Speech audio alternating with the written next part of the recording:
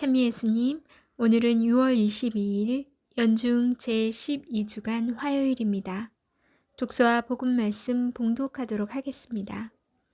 성부와 성자와 성령의 이름으로 아멘. 제1독서입니다. 창세기의 말씀입니다. 아브라함은 가축과 은과 금이 많은 큰 부자였다. 아브라함과 함께 다니는 롯도 양과 소와 천막들을 가지고 있었다. 그래서 그 땅은 그들이 함께 살기에는 너무 좁았다. 그들의 재산이 너무 많아 함께 살 수가 없었던 것이다. 아브라함의 가축을 치는 목자들과 롯의 가축을 치는 목자들 사이에 다툼이 일어나기도 하였다. 그때 그 땅에는 가나안족과 프리즈족이 살고 있었다. 아브라함이 롯에게 말하였다. 우리는 한 혈육이 아니냐. 너와 나 사이에 그리고 내 목자들과 너의 목자들 사이에 싸움이 일어나서는 안 된다. 온 땅이 내 앞에 펼쳐져 있지 않느냐. 내게서 갈라져 나가라. 내가 왼쪽으로 가면 나는 오른쪽으로 가고 내가 오른쪽으로 가면 나는 왼쪽으로 가겠다. 롯이 눈을 들어 요르단의 온 들판을 바라보니 초아래에 이르기까지 어디나 물이 넉넉하여 마치 주님의 동산과 같고 이집트 땅과 같았다. 그때는 주님께서 소돔과 고모라를 멸망시키기 전이었다. 롯은 요르단의 온 들판들을 제 몫으로 선택하고 동쪽으로 옮겨갔다. 이렇게 두 사람은 서로 갈라지게 되었다. 아브라함은 가나안 땅에서 살고 롯은 요르단 들판의 여러 성읍에서 살았다. 롯은 소돔까지 가서 천막을 쳤는데 소돔 사람들은 악인들이었고 주님께 큰 죄인들이었다. 롯이 아브라함에게서 갈라져 나간 다음 주님께서 아브라함에게 말씀하셨다. 눈을 들어 내가 있는 곳에서 북쪽과 남쪽을 또 동쪽과 서쪽을 바라보아라. 내가 보는 땅을 모두 너와 네 후손에게 영원히 주겠다. 내가 너의 후손을 땅의 먼지처럼 많게 할 것이니 땅의 먼지를 셀 수 있는 자라야 내 후손도 셀 수 있을 것이다. 자, 일어나서 이 땅을 세로로 질러가 보기도 하고 가로로 질러가 보기도 하여라. 내가 그것을 너에게 주겠다.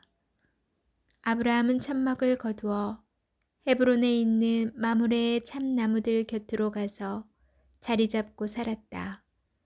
그는 거기에 주님을 위하여 제단을 쌓았다. 주님의 말씀입니다. 하느님 감사합니다. 복음 말씀입니다. 마테오가 전한 거룩한 복음입니다. 그때 예수님께서 제자들에게 말씀하셨다.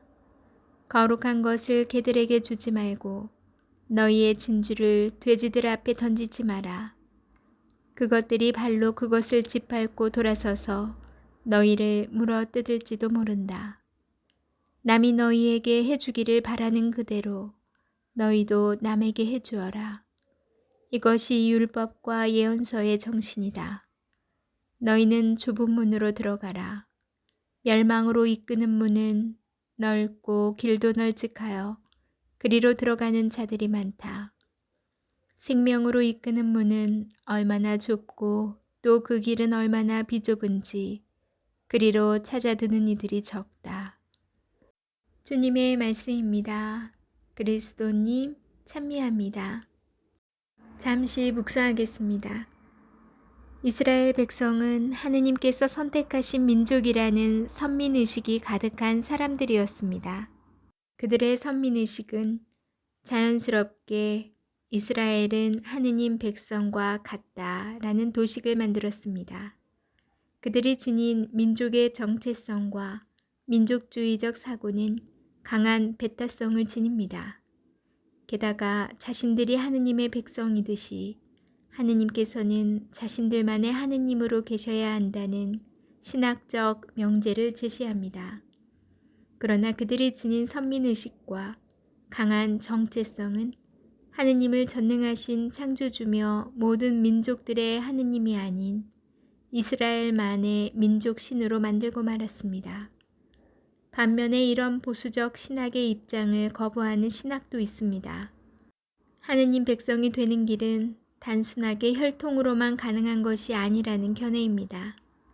중요한 것은 혈통이 아니라 윤리적 가르침과 주님의 가르침에 따라 충실하게 살아가는 이라면 누구라도 하느님 백성이 될 수 있다는 것입니다. 이러한 움직임은 혈통이 아닌 윤리 중심의 공동체를 지향하고 이를 위한 표현으로 시편에서는 주님, 누가 당신 천막에 머무를 수 있습니까? 라고 노래합니다. 기존의 가르침에서는 하느님의 천막인 주님의 집에 머무는 것은 유다인에게만 가능한 일이었습니다. 그러나 오늘 화답송에서는 의로운 사람, 악의와 불의를 저지르지 않는 사람, 이웃을 소중하게 여기는 사람이라면 성별이나 민족이나 능력을 떠나서 하느님의 백성이 될 수 있다는 사실을 알려줍니다.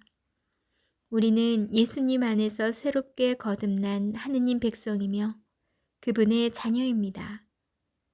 우리가 그러한 자격을 얻은 것은 모태의 신앙이거나 세례를 받았기 때문이 아닙니다. 견진성사를 받아서는 더더욱 아닙니다. 그것은 바로 우리가 주님의 가르침 안에서 살아가기 때문입니다. 만일 그러한 삶을 살지 못하였다면 남에게 바라는 그 마음을 다른 사람에게 실천하면서 다시 주님의 장막에 머무를 수 있는 신앙인의 특권을 누려봅시다. 아멘. 성부와 성자와 성령의 이름으로 아멘. 오늘 복음 말씀에서 황금률이 나옵니다. 남이 너희에게 해주기를 바라는 그대로 너희도 남에게 해주어라. 이 말씀은 제가 아이가 첫 영성체를 둘째 아이가 준비할 때 피정을 갔었어요. 부모와 함께. 그때 브로치를 만드는 시간이 있었는데 성경 문구들이 수없이 많이 있고 그곳에서 자신이 좋아하는 문구를 골라서 이렇게 만들어 작업을 했었는데 그때만 해도 제가 이 말씀을 모르고 있었어요. 그런데 수많은 좋은 말씀 중에 제 눈에 바로 띈 게 이 말씀이었어요. 남이 너에게 해주기를 바라는 그대로 너희도 남에게 해주어라. 이거는 그냥 이게 똑같은 말을 제가 쓰는 건 아니지만 아이들에게도 너가 원하는 대로 너도 남한테 해줘야 돼. 이런 비슷한 말을 늘 했었거든요. 그래서 이렇게 성경 말씀이 나의 생각과 딱 맞는 게 있네 하고 그때 골라서 이걸로 브로치를 만들었던 기억이 나거든요. 이 황금률만 잘 기억해서 우리가 살아가는데 행하여도 다른 사람과의 마찰은 생기지 않을 거라는 생각이 듭니다. 우리는 살다 보면 굉장히 개인적이고 이기주의적인 생각에 젖어들 때가 많거든요. 바로 주님께서 해주신 이 말씀. 남이 너희에게 해주기를 바라는 그대로 너희도 남에게 해주어라. 우리가 살아가면서 잊지 않고 기억하면 정말 좋은 인간관계를 맺을 거라 생각이 듭니다. 남은 시간도 편안한 시간 되세요. 전 내일 다시 만날게요.